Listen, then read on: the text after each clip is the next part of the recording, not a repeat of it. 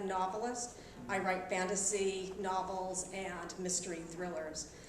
And I don't write that many short stories these days, but this is one that I've written within the past few years, and it's a short.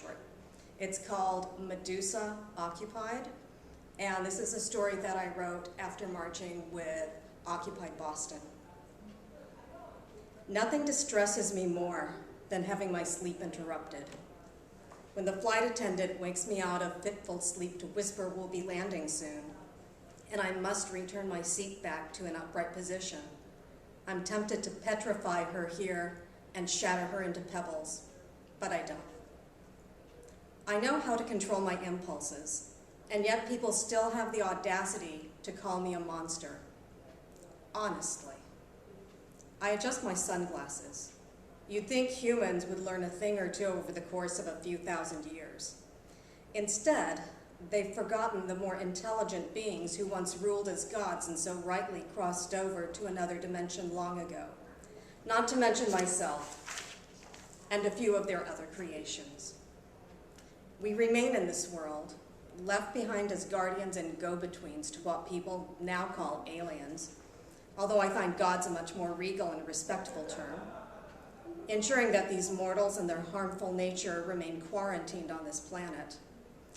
How ironic that we must take to hiding as an act of preservation. I remember when humans thought and reasoned and showed consideration of more than their own personal comfort. Since the gods left, the humans I once admired have become the monsters. Irritated, I let a few profanities slide under my breath while I readjust myself in this wretched excuse for a seat. Horrible things airplane seats are, truly. Narrow and cramped, barely fit for a human being, much less a messenger of the gods. I suppose that's stretching the truth, but I like to think of myself that way. The businessman in a crumpled suit sitting next to me either sleeps or feigns sleep after straightening his own seat back. He is taller and wider than me, but appears reasonably comfortable. A heavy sigh escapes me. I can't help it. First, the whispering voices of my faraway creators roused me from a lovely centuries-long nap in order to board this contraption. And then these humans jolt me awake yet again whilst in the air. Horrid creatures. Whenever I sleep, reality seeps into my dreams. I've slumbered with visions of airplanes and cars and computers and all matters related to high technology for many years. I consider it all ungainly and vulgar, but such knowledge is a tragic necessity if I'm going to succeed in accomplishing my task.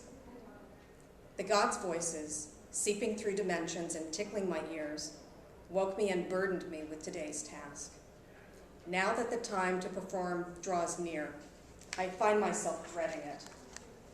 What if I forget who I've become and slip back to my gentler ways from gentler days? I still have a soft spot, although few can find it, but he can. He might. Of all the humans in the world, he has the face that can weaken me before I will become aware of my own weakness. I will think myself strong and solid, only to discover I've caved into my own vulnerability. What if I fail the gods who have sent me to deliver their message and take the pulse of the world they left behind? They do not share their intent with me. I care not if they need this information because they plan to return or because they plan to destroy this wretched excuse of a world to prevent it from poisoning the rest of the universe. My only wish is to please them so that they will show me the way to whatever dimension they now inhabit and let me join them. I must stay alert. I must keep my wits about me. I must keep my guard up and be prepared for him to remind me of what I lost so long ago. Behind me, an infant wails, and I exercise my impulse control once more. After making my way downtown, I stroll into an old and musty men's club sequestered beneath a skyscraper. It is full of dark wood, well-worn leather, and the stench of stale cigar smoke. A young man who looks fresh out of prep school hastens to prevent me from taking another unwelcome step into their hallowed ground. I imagine he fails to recognize me, not only because of my sunglasses, but of his unlikely expectation that he will greet a woman wearing a draped, flimsy gown evoking sunny days in Greece, perhaps bearing a seductive shoulder. Instead, I wear tight black jeans, motorcycle boots, and a skinny leather vest zipped down far enough to expose my breastbone. I've left my hair long, but colored a firesome red and slicked up into a high ponytail. The boy flutters before me, babbling. I slide the sunglasses down the bridge of my nose to silence him. He freezes for a moment, and then shudders back to life. Walter is expecting me, I say, making no effort to warm my voice. So sorry, ma'am, your excellency. The boy's face pales to alabaster, nearly transparent for the lack of blood. I wonder if he'll tumble to the ground in a dead faint. He nearly trips over his own feet as he leads me into the maze-like recesses of the private club, dark hallways with dark purposes. The boy's mumblings and fumblings make me hungry. He thumbs open a panel of the hallway wall and leads me into a secret room. Appearing to forget every moment of his good breeding and expensive schooling, he stammers, "Here she is," before running back into the safety of the hallway and locking me into hiding with Walter. He looks just like his grandfather, too many grades away for me to recall. My heart flutters like a captured bird, desperate to free itself and take wing. I want to fly far, far away from this place. I don't want to face the temptation to remember better days and get lost in that memory. Of course, Walter stares at me in confusion. Through his eyes, I must look like an aging street urchin. Before he can say something that reveals his ignorance, I slide my sunglasses down slightly and let him see the truth of who I really am. Walter blinks hard and squints until I push my sunglasses back in place. Even though we meet for the first time, he knows who he is as well as the nature of our relationship, because this information is always passed down from father to son. "I sent my chauffeur to meet you at the airport," he stammers. "I thought we'd lost you or that you'd missed the flight." Then, as if thinking out loud, he says, "I offered to send my private jet. I can't understand why you refused it." I smile. For the same reason I took the subway from the airport.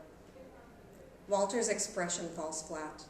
I can see the gears whir in his head while he tries to make sense of me. Poor Walter. I struggle to keep my voice from trembling. "Shall I explain?" He nods. Gesturing toward a cluster of overstuffed chairs dominating the small room, he says, "Whiskey?" "Why not?" He pours me a stiff one and hands it over. I sink into a chair and he sits opposite me. I take a sip and let the whiskey briefly soothe my irritation. "You've been a very bad boy." For a moment, Walter looks like he might chug from the crystal decanter he clutches. Instead, he pours his own drink and takes a swig. He recovers quickly, bearing a smugness unflattering to his bloodline. "How so?" "Really, Walter, allowing the companies you own to deceive innocent people, steal from them, send their children to war, which means you might as well have murdered them with your own hand, destroy people's lives, all for the sake of your own greed. I have nothing to do with war, but you stoop to making a profit from it." I sniff in distaste as if a stench has fouled the air. "It's just business." Walter relaxes into his chair. "It's not my fault. I'm not the one deciding to send troops overseas. I just supply them with what they need. My hands are clean." He raises his glass before taking another swallow. "Don't forget we share the same blood." Before I realize what I'm doing, I hiss. The hand Walter uses to hold his glass trembles. "Apologies." His expression shifts, and for a moment he appears to bear genuine regret. Suddenly he looks like the man who once came to kill me but loved me instead. Everything I've dreaded hits me like a towering wall of water, leaving me breathless and feeling lost at sea. I'm awash in memories of meeting him, disarming him, and showing him my true self in an attempt to defeat him, delaying the kill to extend the pleasure of it. Instead, he met me with open eyes and let me see beyond his warrior facade. In that moment, I fell in love with humans and all their imperfections. He tossed aside the arms he bore and broke my heart open with his trust that I would let him live. Weeks later, we devised a plan that allowed him to return with a colorful tail and the decapitated head of a monster. Magic sometimes comes in handy. And all I needed to disguise myself and live by his side among humans was a simple headdress with chains of coins hanging from my forehead to my lips. In those days, the goodness of people glowed pale yellow around them, like the light of day just before dawn or moments after the sun sets. So soft, so gentle, so kind. The absence of such a light around Walter gives me strength, and I take him to task. By my recommendations, the gods placed wealth and power in your family's hands on the condition that you use it wisely. Instead of leading others as your father and all fathers before him did, you've let everything run amok. Walter pouts. It's not my fault. Blame the nouveau riche. They're incorrigible. Excuses. Anger rises in me like bloodlust, and I've lost any desire to control it. Take responsibility before the world comes crashing to its knees. Walter glares at me. I liked you better when you turned yourself to stone. Maybe you should take another look in a mirror. You can find one down the hall. Jumping to my feet, I whip off my sunglasses and let him feel the full glory of my stare. The myths make me laugh. It has nothing to do with snakes or my hair. It has everything to do with the solar flare of my eyes. Walter turns still as stone.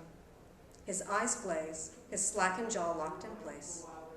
I stare at him for a good minute or more before I put my sunglasses back on, happy I've shut him up, if only for a short while. Listen to me, Walter. Do what is right or face the fury of the gods. Wisps of smoke curl around his ears. Honestly, what does he have to be angry about? I polish off my whiskey and walk away from Walter. He'll remain stoned for an hour or so, then he'll shake it off. If there's an ounce of common sense in his pathetically diluted blood, he'll think about what I told him. Otherwise, the gods themselves might bring him to his knees. I leave the men's club feeling lighter and step out into the sunshine. The variety of the people in the crowd outside surprises me, just as it did when I took the subway earlier today. Such a shocking range of colors, shapes, and sizes failed to exist in the days when all knew me by sight and I had to avert my gaze to keep them safe. Normally, I have no desire to walk among monsters, but the beauty of the day makes me want to stay outside. Blending in among them, I sense who they are and what they've endured. That information surprises me. I stumble upon a crowd made up of men carrying children on their shoulders, women with babies in their arms, young people wearing college sweatshirts, and the elderly, some of them depending upon canes or walkers to stand. Some hold signs declaring their unity, apparently for those too blind to see it. Pale yellow light rises in wisps around them, the same light that glides across the world before the sun rises and after it sets, the light that illuminates the goodness in humans. I pause, looking hard to make sure this is not my imagination at work. Can this be real? I lower my sunglasses slightly, keeping my gaze above the people to make sure I harm no one. I see the light clearly, warm and lovely. It's real. Its warmth strikes my face like sunlight. I weave between these people and choose a place to stand where I am unnoticed. I listen to someone speak into a microphone. A new thought strikes me. They remind me of the man who came to kill me, even though none of them appears to share the blood of our children. I believe they are coming awake, seeing the lies for what they are, recognizing the powerful and the deceitful as scoundrels, standing up and making themselves heard. How lovely, how refreshing. What a pleasant change of pace from that dreadful Walter and his cronies at the club. Thieves and liars and murderers, beasts all of them. The humans surrounding me began to walk together, chanting, shouting. I smile. I walk. I shout with them. I embrace these people and the streets they choose to occupy. There are no monsters here.